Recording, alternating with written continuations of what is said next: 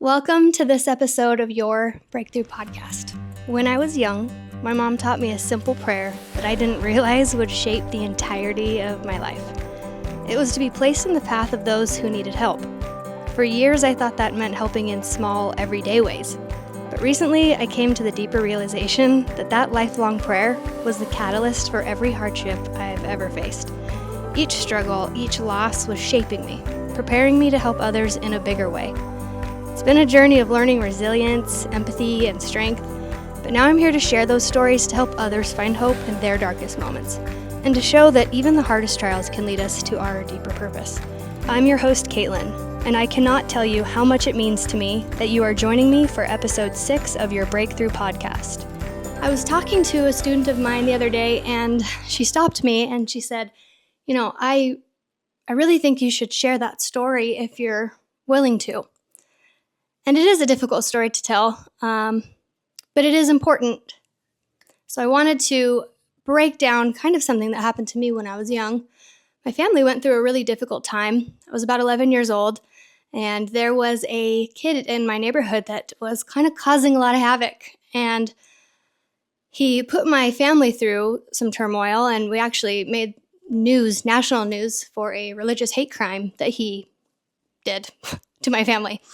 And he actually beat my brother up, and that was a big deal, and courts were involved, and police were involved, and finally, as we were going through all of that, he had done something to me too, weeks before, and I was terrified to let anyone know, as most children are when something like this happens, so I hid it.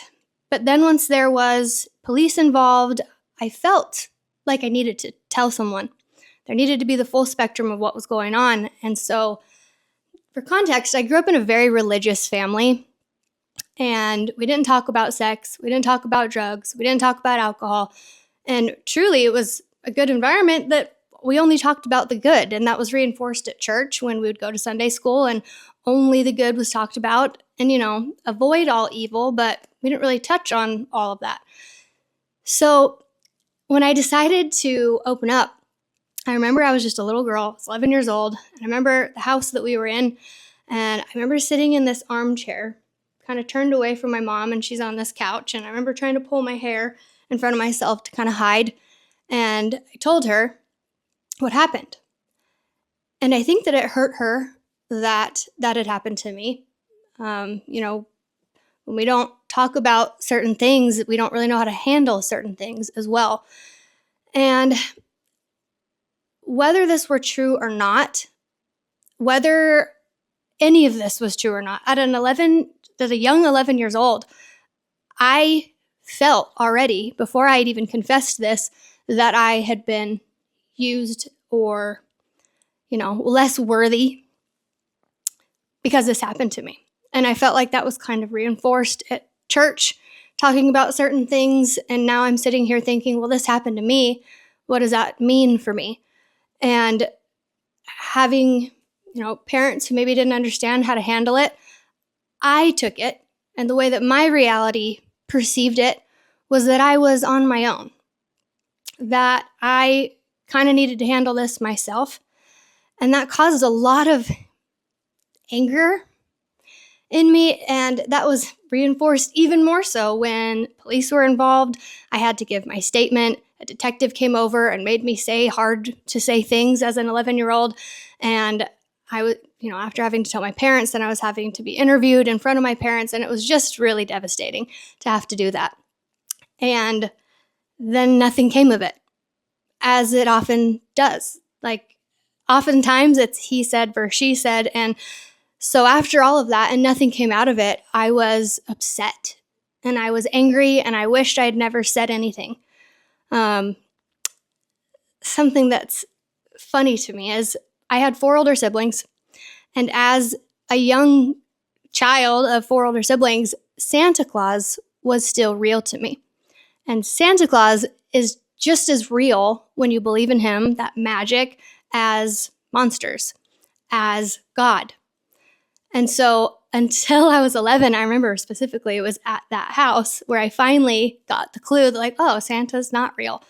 I I realized Santa wasn't real, but that didn't diminish God for me then. And it was kind of magical because while Santa wasn't real, I lost all the characters, the Easter Bunny and all that, but I still had God. And by some miracle, instead of continuing to be angry, continuing to be sad and going inside myself and feeling rejected and alone, I turned to God. And God very quickly showed me that when I feel angry and mad, I don't feel good. But when I feel compassion and love and understanding, I felt comforted. I felt whole and I felt lovable. I felt loving. And at a very young age, this went on for maybe about a year, I was able to look at my parents as people going through life, living it for the first time, not fully equipped to deal with hard, terrible things. None of us are. None of us are equipped to deal with hard things that we've never been through. And I felt so much love and compassion for myself and my parents. And I learned that I felt better when I loved, and I felt better when I was understanding, and I felt better when I led with compassion. And thankfully, I was able to love myself. I loved myself as a little 12-year-old girl, realizing that I didn't ask for that. I didn't choose to go through that, and I didn't want to go through that.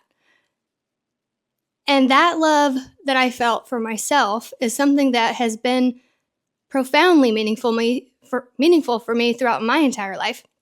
I've been through some pretty difficult things that if I didn't have that self-love and that self-compassion would have crushed me. I've seen people go through similar things and it turned them angry and resentful and why me and why this and how could this happen to me and how could God let this happen?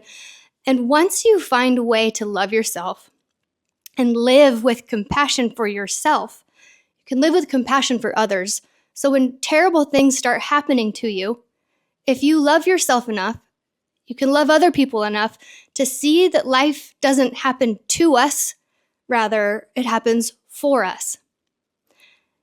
And beautifully so, every time I've been through something that could have crushed me, I've been able to get through it with resilience and understanding, looking for the lesson, looking for the guidance and why I'm going through that. And somehow, someone or many someones have come into my life after I have gone through that and experienced it and needed help in almost an identical way that I was able to help myself through loving myself. And my entire life, especially getting into my 30s, I love deep conversation. I love helping people. I love helping shift someone's perspective from anger or fear to love and understanding. And that is something that I am unbelievably passionate about doing. And I'd been told, you should write a book, you should do a podcast over and over. And when someone says something like that over and over, you start to believe that you could. But I had no idea that I would start a platform that would expand so quickly, that I would be able to build a platform of a few 100,000 people looking at what I was doing. I had no idea that would happen. So being able to speak this way means so much to me now that I have a platform. And kind of funny, I've told a few of my following and I've posted in my stories, when I sit and talk in this podcast about lessons of healing, stories that I've been through, realizations that I've had that profoundly impacted my life in the most beautiful ways, I can speak for days. But my podcast manager was coming over, taking time out of his day, setting up all this equipment, getting everything aligned and ready. I was getting ready, setting aside the time. And the last 2 times he came to film, I am launching a program right now that is so near and dear to my heart, something that I have been pouring all of my love and attention into to help people achieve what I've achieved, to build a personal brand from scratch the right way, in the right order.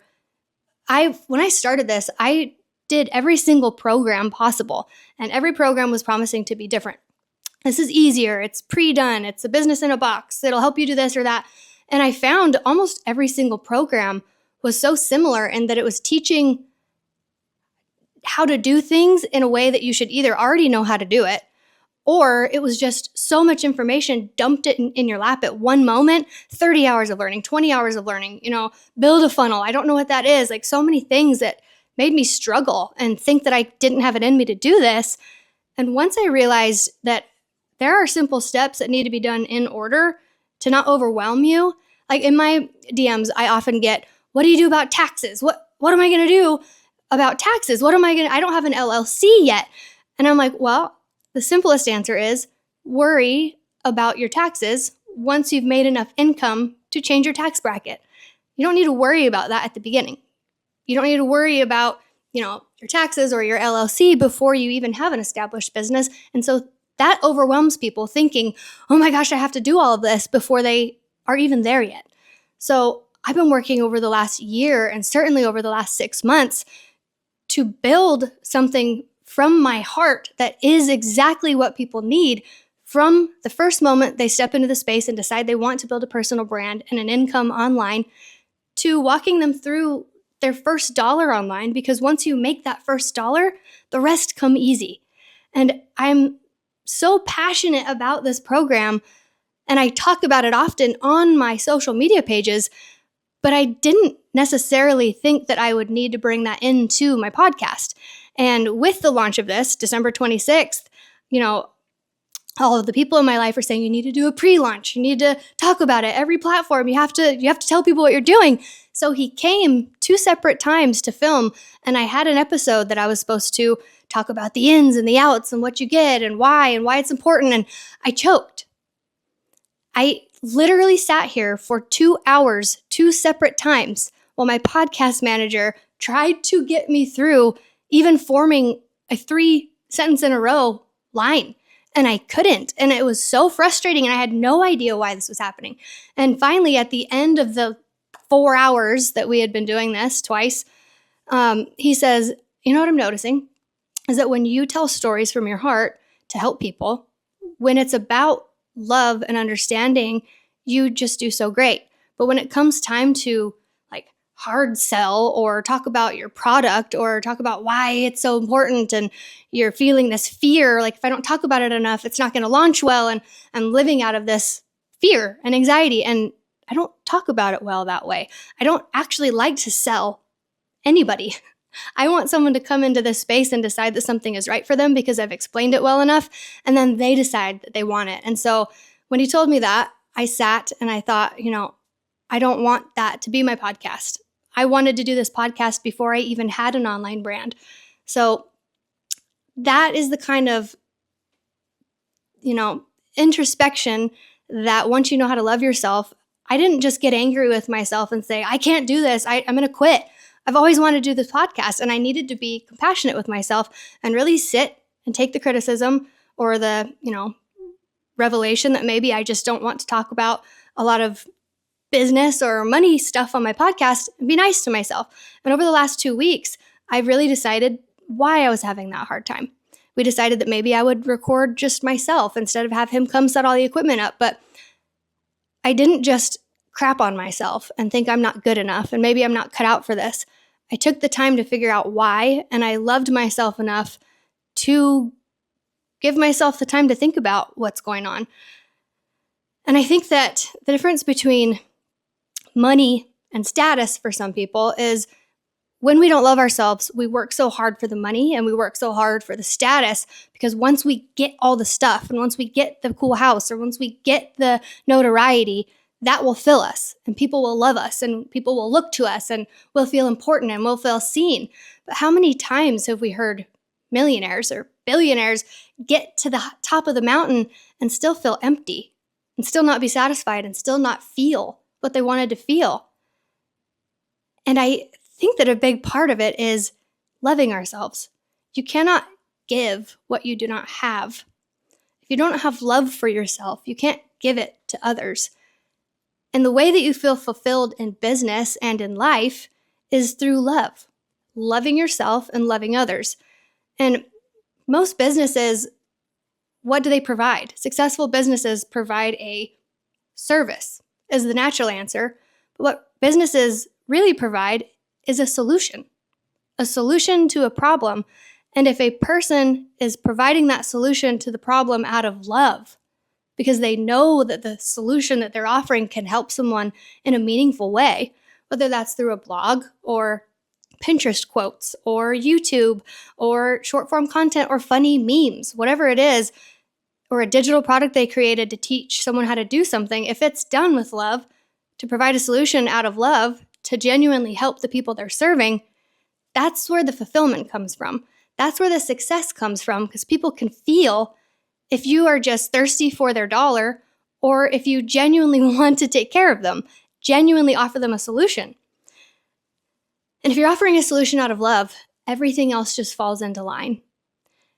That goes for relationships, that goes for friendships, that goes for business, that goes for yourself and your fitness and your diet. If you're offering a solution to yourself out of love, if you want to earn more income so that you can be more accessible to your family and be more present and be able to help more people, that's operating out of love. If you want to get into shape because you don't feel well and you want to take care of your body so you're here for longer, and it's not just I have to look a certain way so that I'll feel better, you'll get further. And I think that's the same with everything. And so I guess this story is just to give you an example of how self-love can heal and that you cannot give what you do not have. And I hope this podcast can be an example of healing, showing you that self-love really does conquer all. Because once you have that, everything else just falls in line. And I want you to know there is someone out there that loves you very much. If you don't hear it enough, if you don't hear it at all, there are people who are strangers who pray for you, who do love you, who do want the best for you. I pray for my audience and I pray for those around me often. I've prayed since I was a little girl to be put into the path of those who need me. And I am so grateful to have this platform to be able to speak a little more broadly about those stories that have healed me in order to hopefully help heal others. Thank you for joining me on Your Breakthrough Podcast. Remember, your story has the power to change your life and inspire others. Don't settle for anything less than the good life that's meant for you. If you enjoyed this episode, please share it with someone who needs to hear it, and leave a review so we can keep the momentum going. Keep at it until your journey is your biggest triumph. Until next time.